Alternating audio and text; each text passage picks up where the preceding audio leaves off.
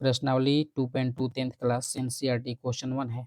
अगर आपने पहला वाला क्वेश्चन नहीं देखा है तो पहले उस क्वेश्चन को देखिए, फिर इस क्वेश्चन को देखिएगा। ओके, तब आप अच्छे तरीके से समझ पाएंगे क्योंकि उसमें फुल एक्सप्लेन की गई है। तो आइए इसको हम देखते हैं। इसका हमें शून्य ज्ञात करना है और शून्यकों और संबंधों के बीच की जांच करना है। इसको हम आपको दो विधि से हल करवाएंगे, ठीक है। एक विधि नहीं समझ में आएगा तो दूसरा आपको आएगा ही आएगा।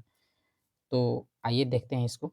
हमें फर्स्ट वाला और ये लास्ट वाला अंक लेना है। 4 गुने 1 क्या हो जाएगा 4। हमें अब देखना है कि ऐसी कौन सी हम संख्या ले दो कि गुना करने पर 4 आ जाए और जोड़ने घटाने पर भी 4 आना चाहिए। तो 2 गुना 2 लेंगे अगर हम तो 4, ठीक है। और माइनस 2 माइनस लेंगे तो 4, और 2 और 2 का जोड़ेंगे तो कितना आ जाएगा -4, जो कि -4 है। ओके, तो हम क्या करेंगे, इसको हल कर लेंगे। लिखेंगे 4s² -2s और -2s, ठीक है। क्यों लिखेंगे -2s? क्योंकि -2s मिल करके -4s और यहाँ पे +1 है। हम इन दोनों में से 2s कॉमन करेंगे, तो 2s कॉमन करेंगे तो ये हो जाएगा 2 और ये s, ठीक है। क्योंकि 2 दूना 4 और s मिल करके s² -2s है, पूरा निकल गया तो क्या बचेगा 1। यहाँ से कोई कॉमन नहीं आ रहा है कुछ भी, तो -1 लेंगे तो ये हो जाएगा हमारा 2s, और प्लस में नहीं माइनस में 1 होगा। क्योंकि यहाँ से हम माइनस कॉमन किए हैं तो ये तो प्लस में हो गया, और यहाँ से माइनस कॉमन किए हैं तो ये जो कि प्लस में था तो माइनस में हो गया। और ये दोनों ब्रैकेट वाला जो है बराबर आना चाहिए आपको। तो यहाँ से लिखेंगे 2s - 1 एक ब्रैकेट में, ये बाहर वाला दोनों, और ये दोनों जो है एक ब्रैकेट में हो जाता है 2s - 1।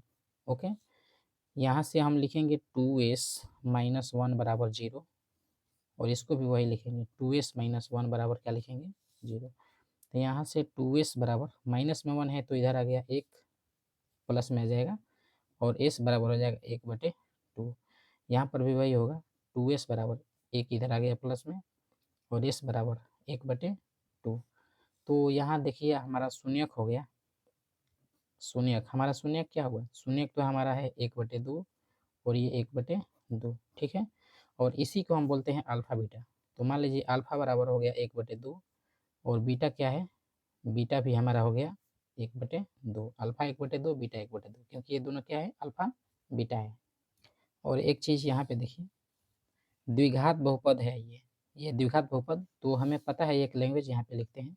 द्विघात बहुपद का व्यापक रूप ax² bx + c बराबर 0।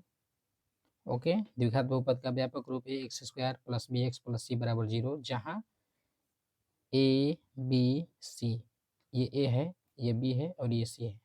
जहाँ ए बी सी क्या है, वास्तविक संख्या है, ठीक है।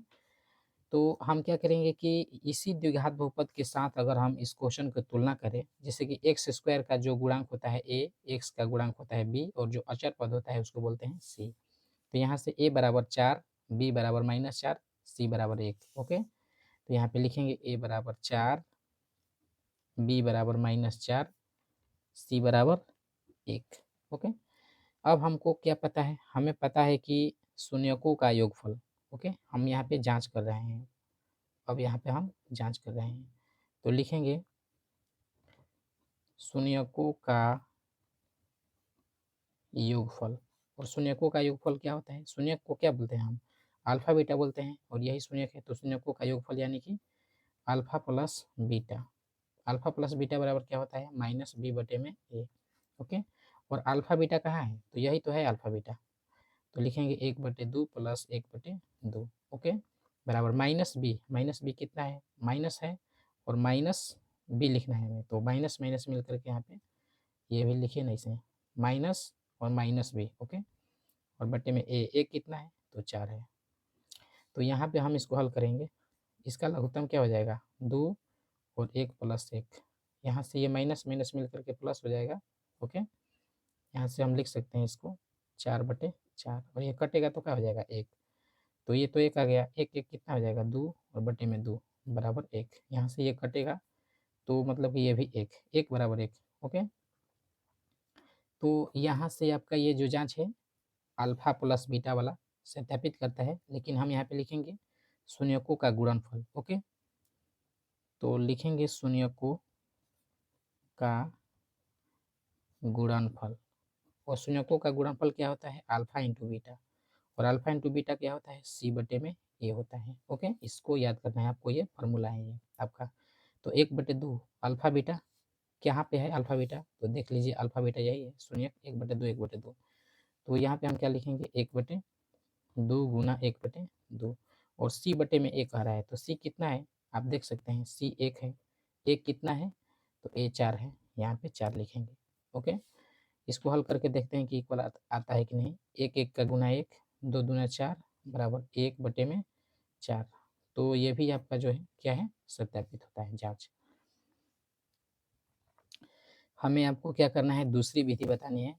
तो दूसरी विधि में आपको यहाँ से इतना काम करना पड़ेगा। ओके, जैसे कि ये लिखा हुआ है इतना, इतना लिखने के बाद ही आप हल कर पाइएगा। हम चाहें तो इसको यहाँ पर भी बता सकते हैं, या आइए इसी पेज पर लास्ट में देखा जाए, जिससे कि 4s² minus 4s plus 1। Okay, तो यहाँ पे लिखेंगे थोड़ा सा, एक लाइन में हो जाएगा। दूसरी विधि के लिए लिखेंगे 4s² minus 4s plus 1। Okay, तो इसका हमने हल किया, तो शून्य किसका क्या आया है? इसका शून्य का आया है 1/2 1/2। ओके, और इसी को बोलते हैं हम अल्फा, इसको बोलते हैं क्या? बीटा। तो हमें पता है कि द्विघात बहुपद का व्यापक रूप, एक लाइन लिखेंगे द्विघात बहुपद का व्यापक रूप। तो द्विघात बहुपद का व्यापक रूप क्या होता है? x² minus alpha plus beta into x, और प्लस में क्या होता है? Alpha into beta. तो यहीं पे हम देखेंगे x² माइनस अल्फा बीटा का मतलब दोनों को जोड़ना है, तो 1/2 प्लस 1/2, यहाँ पे x लगाएंगे प्लस अल्फा इंटू बीटा, इसका मतलब अल्फा बीटा का गुना कर देना है, तो 1/2 और 1/2। तो यहाँ पे लिखेंगे x² माइनस 1/2 और 1/2 को जोड़ेंगे तो ये एक आता है, 1 और x का गुना x, ठीक है, और प्लस में इसका हम गुना करेंगे तो 1 और 2 दूना 4। ओके, यहाँ से देखिए ये जो है, अगर हम 4 में इसको गुना करें, इसको सरल रूप में लिखें आसानी से, तो 4x² और माइनस 4x, और प्लस में क्या हो जाएगा? ये 1 हो जाएगा, जो कि आप देख सकते हैं, तुलना कीजिएगा तो यही आ जाएगा 4s² minus 4x। Sorry, x के जगह पे मतलब कि s आप लिख सकते हैं या x, उससे कोई दिक्कत नहीं है, क्योंकि ये हमने फार्मूला में बिठाया है। आप यहाँ पे s लिखिए, यहाँ पर भी s लिखिए, तो ये हो जाएगा 4s² माइनस 4s और प्लस में 1। और इस तरीके से भी आपका जांच जो है सत्यापित हो गया। ओके, आपको ये वीडियो कैसा लगा आप हमें कमेंट में ज़रूर बताएं। Thanks for watching this video.